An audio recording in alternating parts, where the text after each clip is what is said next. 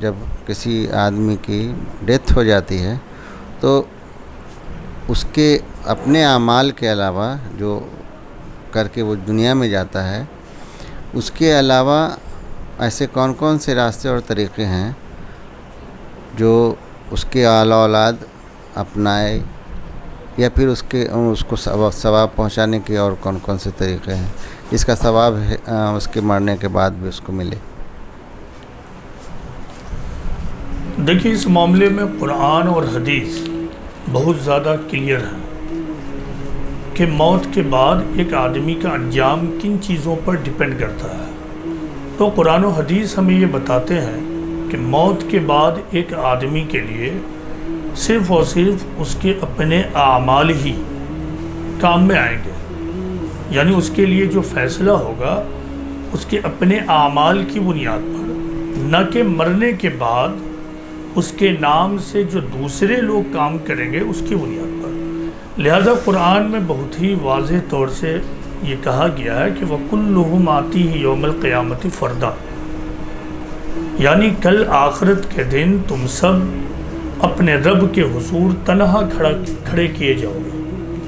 دوسری طرف قرآن میں یہ کہا گیا فَمَن يَعْمَلْ مِثْقَالَ ذَرَّةٍ خَيْرًا يَرَهُ وَمَن يَعْمَلْ مِثْقَالَ ذَرَّةٍ شَرًّا يَرَهُ، یعنی جو آدمی ذرہ برابر بھی خیر کا کام کرے گا تو وہ اس کا بدلہ پائے گا، اور جو ذرہ برابر بھی شر کا کام کرے گا تو وہ اس کا بدلہ پائے گا۔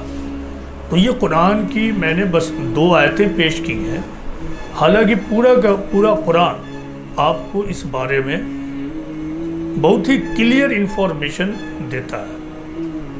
حدیث میں یہ بتایا گیا ہے کہ مرنے کے بعد آدمی کے لیے 3 چیزیں کارآمد ہیں۔ 3 چیزیں، جب ان 3 چیزوں پر آپ غور کریں گے تو معلوم ہوگا کہ وہ 3 چیزیں دراصل جو بھی قرآن میں بتایا گیا ہے ایک آدمی کے انجام کے حوالے سے، اس کا وہ خلاصہ ہے۔ حدیث میں یہ بتایا گیا ہے کہ موت کے بعد ایک آدمی کے لیے 3 چیزیں کارآمد ہے۔ کیا کیا؟ ایک صدقہ جاریہ۔ صدقہ جاریہ مطلب یہ ہے کہ مرنے والا آدمی اپنی زندگی میں ایسے ایکسپینسز کیے ہوا ہو جس کا سلسلہ کنٹینیو ہو۔ مثلا کہتے ہیں کنواں کھدوا دینا، پانی کا کہیں بندوبست کر دینا، کسی انتہائی ضرورت مند آدمی کے لیے مکان بنوا دینا، یتیم خانہ کھلوا دینا، وغیرہ وغیرہ۔ تو اس طرح کا کام کیا ہے، کام ہونے کے بعد بھی جاری رہتا ہے۔ اس طرح کے اور جو بھی کام ہو جو خیر کے کام ہے تو اسے کہتے ہیں صدقہ جاریہ۔ اسی طرح ایک حدیث میں یہ بتایا گیا ہے کہ اگر تمہارے ذریعہ سے کسی ایک آدمی کو بھی ہدایت مل جائے تو وہ اس زمین پر ان تمام چیزوں سے بہتر ہے جس کے اوپر سورج طلوع ہوتا ہے۔ تو اس دنیا میں سب سے بڑا کام کیا ہے کہ ہمارے اور آپ کے ذریعے سے کسی کو ہدایت مل جائے۔ تو اگر ایک آدمی دعوت کا کام کر رہا ہے پوری انرجی اور طاقت کے ساتھ، تو میرے خیال سے اس سے بڑا صدقہ جاریہ اس دنیا میں کچھ بھی نہیں ہے۔ وہ آدمی تو مر جائے گا، لیکن اس کے ذریعے سے جو ایک آدمی کی ہدایت کا سلسلہ ہوا ہے، قائم ہوا ہے، اس کو ہدایت ملی، پھر اس کے بعد اس کی اولاد، پھر اس کے بعد اس کی اولاد، تو ایک چین قائم ہوگا۔ تو ایک چیز کیا ہوئی؟ صدقہ جاریہ۔ دوسری چیز کیا ہے؟ صالح اولاد۔ اور تیسری چیز ہے علم نافع، یعنی مرنے والا آدمی، پہلے میں علم نافع کو لیتا ہوں، دوسری چیز علم نافع۔ تو مرنے والا آدمی کوئی ایسی لرننگ اور ایسا علم چھوڑ کر جائے جس سے موت کے بعد بھی دوسروں کو فائدہ پہنچے۔ مثال کے طور پر بہت سارے لوگ علم کا کام کرتے ہیں، ان کی موت کے بعد بھی وہ علم کا سلسلہ جاری رہتا ہے، لوگ اس سے نفع اٹھاتے ہیں۔ کسی نے کوئی تحقیق کی، اس تحقیق سے انسانیت کو فائدہ پہنچا، خواہ وہ فزیکل سائنس میں یا پھر مذہب کے لائن سے، تو یہ علم نافع۔ اب ہے تیسری چیز کیا ہے؟ صالح اولاد۔ تو تو صالح اولاد کا مطلب یہ نہیں ہے کہ ایک آدمی مرا اور اولاد قرآن خوانی کروا دے اور کام ہو گیا، چالسی کروا دے کام ہو گیا، 1-2 سال ان کے نام سے غریب کو کھانا کھلا دے کام ہو گیا۔ صالح اولاد کا مطلب لوگوں نے یہی سمجھ رکھا۔ مطلب سمجھیے، صالح اولاد کا مطلب یہ ہے، قرآن میں یہ بتایا گیا ہے کہ مال اور اولاد دونوں فتنہ ہے، یعنی آزمائش ہے۔ تو انسان کے پاس جو اولاد ہیں وہ آزمائش ہے۔ مطلب کیا ہے کہ ایک طرف تو ایک آدمی کو اپنے مستقبل کی فکر کرنی، اپنی آخرت بنانی ہے، دوسری طرف جو اولاد ہے تو اس کی اچھی پرورش کے بارے میں اسٹرگل کرنا ہے۔ تو جب ایک باپ، والدین اپنی کوشش کر کے اپنی اولاد کو صالح بناتے ہیں، قرآن میں مومن والد کے بارے میں ایک دعا آئی ہے کہ مومن والد کیا کرتا ہے۔ تو مومن والد کے بارے میں یہ دعا ہے قرآن میں کہ مومن والد